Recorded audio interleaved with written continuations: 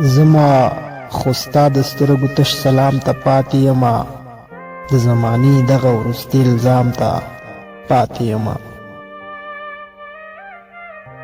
ځکه ژوندی یمه نو ستا د پیکي وږم ته یم، او ځکه پاتې یمه دې بدنام ته پاتې یمه. بس چې په خپلو سترګو ووینم کیسه د فرهاد، د خپلې مینې یو قاتل انجام ته پاتې یمه. بیا به تمامه شپه په کومو عذابو تېروم، وچ کلک حیران دی ننني ماښام ته پاتې یمه. د بل مني خپله مني خو د تربور نه مني، محبته که یاره داسې قام ته پاتې یمه. ځکه ژوندی یمه نو ستا د پیکي وږم ته یم، او ځکه پاتې یمه دې بدنام ته پاتې یمه.